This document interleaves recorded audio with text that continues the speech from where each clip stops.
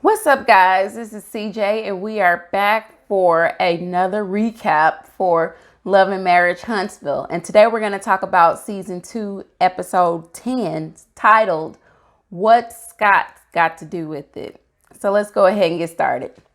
Now, this episode starts at Kimmy's house, and Kimmy is preparing dinner because Maurice is coming home, and Maurice has finally completed the bar exam.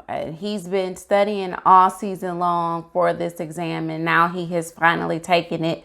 He spent 3 days in Birmingham taking this exam, and they miss him and they're happy to have him home. So they are preparing him a nice dinner, and Maurice does come home, and he is telling us how, he gave his all to the exam, and it's pretty much in God's hands now.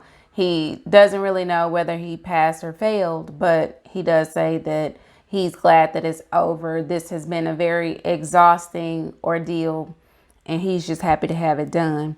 Now, we got a chance to actually hear Monster speak this episode, and it was kind of good because now we got a chance to kind of see his personality a little bit. And he has a birthday coming up, and so the family was sitting at the table eating, and they were kind of asking him what his ideas were for his upcoming birthday, which we don't know whether or not it happened due to the pandemic that kind of came along and kind of wiped out most of everyone's plans this year. But he just was really like a fun-loving kid, and it was good to see him have a little more of, camera time this season. Now, Maurice does take a chance to tell Kimmy that he thanks her, and now he's gonna pay her back. And she was like, pay me back for what? And he just basically says, for basically holding him down while he spent so much time away studying and preparing for this test that he had to take. She stayed and kind of held the family together, and so now he says that he's gonna pay her back. And she just kind of tells him, well, you can start by putting up my pergola. And so he's like, well, yeah, I'll help you do that. And so he was so exhausted that the next thing she knew, she told him, you can get a hot bath and go to sleep. Next thing we know, we see Maurice laying in the bed. He was knocked out, still had his clothes on. So I guess he was just that tired. And then we go over to Melody, who is arriving to the studio or whatnot to have like a run through for the play that she's in. And I think they were taking, some photos. They had a photo shoot as well. Now, at this run through, we realized that Melody does not know any of her lines. She started out very, very good in the beginning, and she might have shot through like 1 or 2 lines. And after that, they just kept having to feed her lines over and over and over. And it was just like, damn, Melody, do you know any of the lines? And so she's just like, I need to learn my lines. I need to get it together. Even the playwright, the writer, she was just kind of like, okay, that was really dry. I need this to be lubed, and I need it to go smooth. And that was not smooth. Melody, you need to get it together. And she didn't call her out per se, but she knew she was the only one who wasn't on point. So she knows that she needs to get it together. Now, we then go over to Tisha, who was getting her kids ready for bed. And she wanted to put them to bed because Marsau is now home, and she wanted to kind of talk to him a little bit about the discussion they had the other night, where he basically told her that he feels alone. And so they sit down, and he tells her that yes, he does feel alone most of the time, especially now that Tisha is embarking on different endeavors and she's kind of living out her dreams. Marsau kind of feels as though he and the children have now taken the back seat to Tisha and all the things that she wants to accomplish. Now, Tisha says that she doesn't want to sacrifice her dreams, because Marsau feels alone. But at the same time, she doesn't want him to feel so alone that another woman has the opportunity to creep in. And he doesn't comfort her, or he does not say, well, that's not going to happen. So she's probably really thinking at this point that it could be a possibility for Marsau to start seeing someone else, and he could use that as an excuse. But she says that she does not want to end up like the Holts. And by that, she means she doesn't want Marsau to go out and get him another woman as Martell did, and that just become a whole scandal within itself. And Marsau just kind of tells her that he doesn't believe that she can have it all, meaning that she can't have this popping career on her own, help him run the business, be the wife and be the mom. That he does not believe that, she can possess all of those things and every entity, remain happy. Now, he says that she can prioritize some stuff, but she feels like he needs to do the same. And then she starts bringing up, all the things that she gave up to be married to him, because he basically started talking about, sacrifice and whatnot. And so Tisha wanted him to know that, she sacrificed an internship in California. She sacrificed a lot of things so that she could be, her last name. And she sacrificed a lot of things so she could become, Letitia Scott.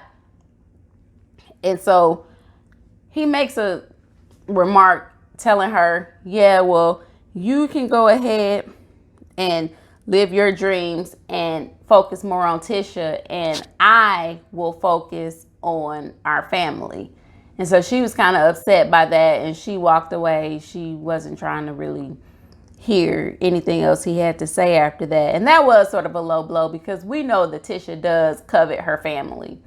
But as she has always said, she went to school to be something, and she wanted to make more of herself than just a wife and a mom. And he shouldn't fault her for that, but whatever agreement they had going into that, I'm sure he is expecting for her to uphold. But people do change and people do grow, and I think that she should be allowed to at least try to be, super wife, super mom, super career woman. She should at least be given the opportunity to try to be those things. So then we move on to Martell and Melody. Melody comes in and she is starting to get ready, because she's going to a surprise party that Kimmy is throwing for Maurice to celebrate completing the bar. And Martell tells her that he is not going. He refuses to be fake. He does not want to be around Marsau and Tisha, so he just chooses to stay home. He says, you can go if you want to, but I won't be there. And so she's like, well, these are our friends and we kind of want to support them. And he tells her that he already told Kimmy that he will not be there. And so that kind of brings Melody to ask him, well, when did you talk to Kimmy? And he told her that Kimmy came by by the office, I suppose, and they discussed it. And so Melody's like, well, was she rubbing all up on you and whatever? It just kind of came out of left field, because we never knew Melody to have this kind of animosity or feelings towards Kimmy. Kimmy has always been looked at as her friend, especially this season. And it was kind of weird to see her saying, well, she was the side chick. Well, you said she was the side chick And Martell's like, she wasn't my side chick. And she's like, no, Maurice's side chick. And he was like, oh, well, kind of like, we're not going to get into that. But he was just like, that kind of came out of left field. He was like, no, Kimmy has always been cool with me. It's never been anything like that. And so she was like, well, the next time y'all get together, I need to be there because I need to make sure it's not like that or something. I just thought that was just completely out of left field and didn't really know where that came from. And she gets ready anyway. And so she goes off to the party. Then we actually get to the moment of the event. You see Kimmy and Maurice show up, and it's like they're at a bar at the venue, but they hadn't gone to the back where the venue was.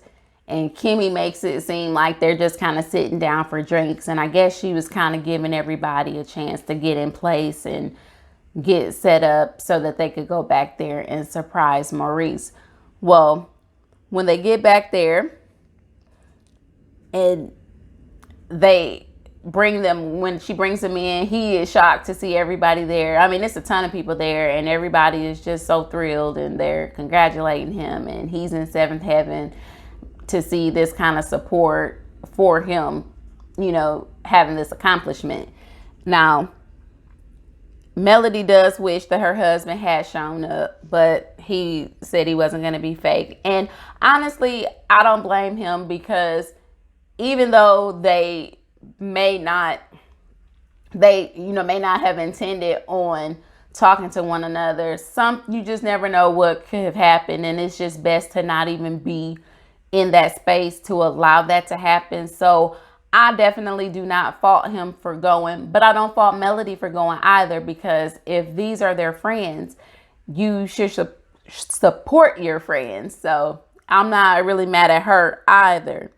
Now, we see Tisha and Marsau, they show up, and Tisha says that, although there's a little static, between she and Marsau, that they're going to take a page out of the Holtz blueprint and they're going to put on this united front for the public. So she was taking a little dig in her confessional as well, as they all do. So that is what it is. Now, Maurice takes a second to publicly thank everybody for showing up to support him. And he also thanks his wife for basically being his rider during this whole ordeal. She held everything down, like we said earlier. So he did take a moment to publicly acknowledge her and to thank her for that. Now, Marsau then meets with an architect, Andrea, because they are all kind of working together on Destiny's project, on her build out project. Marsau seemed like he went from being hired on as the contractor to wanting to kind of assume more of a consultant role. And I don't know if this is because he is unsure that he could finish this project with the budget, which somehow I found out was $50,000, but I don't think he and Destiny ever discussed the number. So I don't know where that came from, because Destiny was like, well, this is really my first time hearing, a number. But it was just all kind of confusion going on in this scene, because then Melody came up and he and Melody started arguing, because Melody got word that he said something about being a possible mentor to the Holtz, since they were wanting to get into, commercial building or commercial real estate. And so she says, well, if we did want to, we wouldn't ask your ass or something. She said something snide to that remark. And she took every opportunity to take any shot that she could take at Marsau. So Tisha hears all of this and she kind of comes up and she's like, okay, there's that, there's male, showing your true colors, being male or something. She was saying something where she was trying to defend Marsau, and Marsau, like he always does, kind of shut her down, like, chill out or whatever. And he did it. There was no way for him to kind of pull her to the side and say it So he did just kind of whisper down to her, and she was feeling salty again because she felt like she had his back, but he didn't have her back. In which I would have stayed out of it, but I know Tisha was going to take any opportunity she could to ride for her husband, but it did not work out that way. Now, we then go to the Scott's house, and Tisha is packing. She's getting ready because she has that event in Birmingham at Miles College that she was supposed to speak at. And so Marsau comes upstairs. Well, he comes home from work and he's fussing because she hasn't started dinner yet. Now she's taking something out, but she has not started it yet. So he's upset about that and he's fussing, and they're going back and forth. And April calls, and April is her friend who was putting on this event, but she calls her and tells her that due to this new outbreak, they're trying to control crowds. And so the campus has called her to let her know that she's not going to be able to hold this event on campus. And so she's kind of bummed because she was really looking forward to this. And Marsau is kind of excited and fake sad. He's being sarcastic because he didn't want her to go in the first place. But Tisha is still going to Birmingham because she is going to use this to go and see her family. And she asked him if he wants to come. And he's like, no, why would I go see some people who don't really even like me? And so she's like, now, come on. And so he's like, well, yeah, our relationship has improved some, but let's face it, we've grown. We grew up on opposite sides of the track or something to that matter. And Tisha was like, wait, what the hell do you mean opposite sides of the track? And she kind of wanted him to expound on that remark because she took offense to it.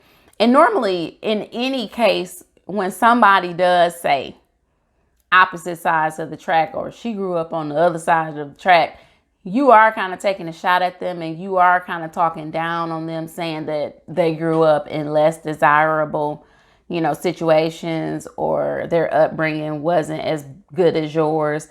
And when I hear people say that, that's normally what they mean. And that's how she took it as well. He swears up and down that's not what he meant. And I thought that he might have been getting on to her in the previews, or the way that they spliced it, they edited the previews. I thought that her crying and him telling her what he wasn't gonna do or something, I thought it had something to do with some cheatations or something, but it didn't. Basically, they were now arguing because Tisha feels like he's looking down on her, or he is passing judgment on her. Excuse me, y'all. He's looking down on her and passing judgment because she grew up in the projects. That's what she fought about growing up or in college, because people knew where she came from and people would always try and hold that against her. And he's saying that that was not the case. That was not why, or that wasn't what he meant by that. So she started crying, and basically he was like, you can keep those tears because I'm not going to apologize because of your childhood hurts that you can't let go of, because that wasn't the way I meant it. It was kind of a pointless argument to me, because I don't think he would have married you if he felt like you were this dumb woman that you sometimes feels that he thinks you are. And he knows you're not. You're college educated. You are beautiful. And she brought up something about somebody told her she was pretty for a dark-skinned girl or something of that nature, which I have heard before. I have heard that statement before. And it did do something to me, but I don't use that to attack other people. It's just colorism, and I know that colorism is alive and well, just as racism is, but I don't wear that as like a chip on my shoulder I mean, it just is what it is. And that's pretty much where that scene cut off. And it did cut off in a weird place to me. And now I understand why, because at the end of the scene, we get a message that came up and said shortly after that scene was filmed, production went dark due to COVID-19. And so that was the end of that. And that was why this was the season finale. We didn't really get much resolved to any issues. Everybody seems to be beefing at this point, or there are some beefs that other people don't know about. But that was the end of the episode. I don't know if they will have like a virtual reunion, or if anything will be resolved this season. We probably have to wait till next season to find out. Either way, I mean, it is what it is. So if I forgot anything, please leave it down in the comments below.